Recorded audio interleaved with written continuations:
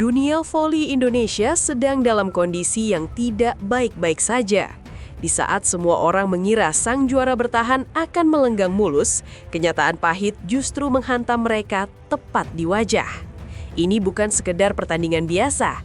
Ini adalah medan pertempuran di mana status legenda bisa hancur hanya dalam satu pekan. Dan para pemain asing yang haus darah mulai menjajah puncak klasemen. Inilah kisah tentang ambisi, balas dendam, dan jatuhnya dominasi sang ikon voli nasional yang kita kenal sebagai Megatron.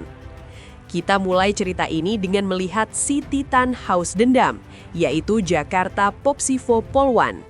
Jika kalian berpikir mereka akan bermain santai setelah kegagalan menyakitkan di Grand Final tahun lalu, kalian salah besar. Luka dikalahkan oleh Jakarta Pertamina Enduro di partai puncak musim lalu ternyata menjadi bahan bakar yang sangat mematikan. Chelsea Berliana Nurtomo CS datang ke musim 2026 bukan untuk sekedar berpartisipasi, tapi untuk membantai siapapun yang menghalangi jalan mereka. Tanpa ampun, di pekan pertama saja, Popsivo langsung menunjukkan taringnya. Medan Falcons menjadi korban pertama yang dilibas habis dengan skor telak 3-0 tanpa perlawanan berarti. Belum puas dengan itu, Bandung BJB Tanda Mata yang punya reputasi besar pun dipaksa bertekuk lutut dengan skor 3-1. Dua kemenangan beruntun ini bukan hanya soal poin, tapi sebuah pesan ancaman bagi seluruh liga, bahwa sang ratu yang sebenarnya telah kembali untuk mengambil apa yang menjadi hak mereka. Popsivo kini berdiri gagah di puncak klasemen dengan rekor sempurna, sebuah start yang membuat lawan-lawan mereka gemetar ketakutan.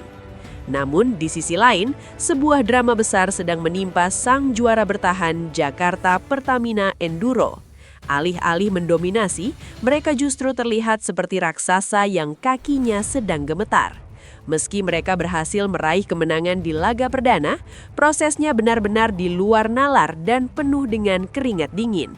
Menghadapi Jakarta Electric PLN, sang juara bertahan ini nyatanya hampir saja dipermalukan di depan publik sendiri.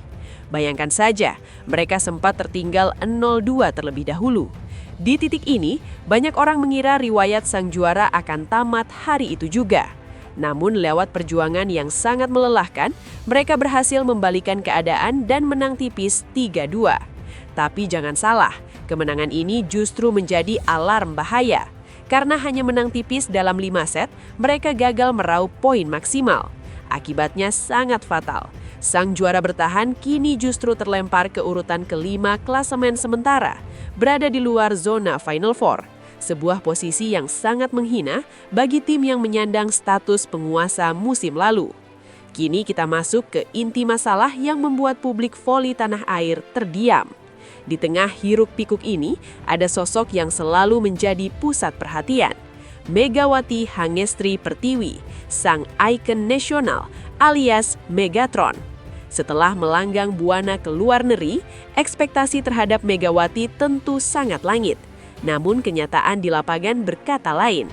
Di Proliga 2026 ini, Megawati seolah sedang dikepung oleh pasukan mercenary atau pemain asing yang kekuatannya di luar nalar manusia biasa. Hingga saat ini, Megawati baru mengumpulkan 20 poin dan harus puas duduk di urutan ke-11 klasemen top skor.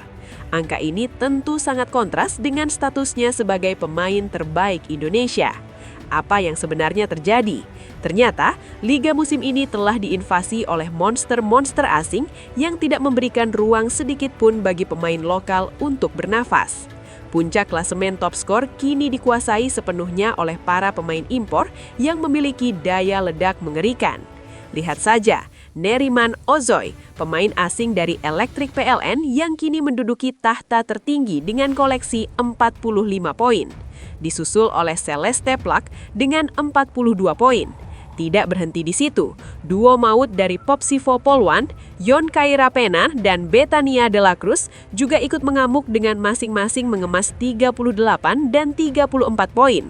Bahkan posisi kelima pun masih dihuni pemain asing, Anastasia Guerra dari Bandung BJB Tanda Mata. Kelima pemain ini seolah membuat tembok besar yang sangat sulit ditembus oleh Megawati. sang Megatron kini harus berjuang ekstra keras jika tidak ingin namanya tenggelam oleh dominasi para pemain asing yang datang dengan misi menghancurkan dominasi lokal. Kondisi ini menciptakan sebuah anomali yang sangat aneh jika kita bandingkan dengan sektor putra. Di saat sektor putri dijajah oleh pemain asing, di sektor putra justru seorang pahlawan lokal bernama Agil Angga Anggara dari Jakarta Bayangkara Presisi berhasil menjadi pemuncak top skor dengan 32 poin. Ini membuktikan bahwa sebenarnya pemain lokal bisa bicara banyak. Namun di sektor putri, tantangannya jauh lebih brutal. Kembali ke persaingan tim, Jakarta Electric PLN yang sempat kalah menyakitkan dari Pertamina Enduro ternyata tidak mau tinggal diam. Bukannya mental mereka jatuh, Ersandrina De Vega Salsabila CS justru langsung tancap gas. Mereka melampiaskan kemarahan mereka kepada Jakarta Livin Mandiri dengan kemenangan telak 3-0. Hasil ini membuat mereka melesat ke posisi kedua klasemen, mendekal cepat Popsivo Polwan. Sementara itu, tim-tim lain seperti Gresik Ponska Plus dan Bandung BJB Tandamata juga terus membayangi, membuat posisi Pertamina Enduro semakin terjepit di dasar persaingan elit. Skenario ini membawa kita pada satu kesimpulan yang sangat mengerikan bagi para penggemar Megawati dan Pertamina Enduro. Jika mereka tidak segera bangkit dan menemukan cara untuk meredam keganasan para pemain asing, status juara bertahan mereka hanyalah tinggal kenangan yang akan terkubur dalam sejarah. Megawati harus segera membuktikan mengapa dia dijuluki Megatron sebelum para pemain asing ini benar-benar menghapus namanya dari daftar elit pencetak poin terbanyak. Taruhannya sangat besar. Jika di pekan-pekan berikutnya, Popsivo terus konsisten dan para pemain asing semakin menggila, maka kita akan melihat sebuah revolusi di mana kekuatan lokal benar-benar terpinggirkan. Apakah Megawati mampu melakukan level up dan menghancurkan dominasi para pemain asing tersebut? Ataukah Popsivo Polwan yang akan sukses menuntaskan dendam kesumat mereka dan mengangkat trofi di akhir musim? Satu hal yang pasti, Proliga 2026 Putri bukan lagi sekedar turnamen voli biasa. Ini adalah perang harga diri di mana setiap poin yang dicetak adalah pernyataan perang dan setiap set yang dimainkan adalah langkah menuju kehancuran atau kejayaan abadi. Pertanyaannya sekarang, siapa yang akan bertahan ketika badai asaran dari para pemain asing ini mencapai puncaknya? Kita tunggu saja pembuktiannya di laga-laga selanjutnya, karena di dunia voli, satu smash bisa mengubah segalanya.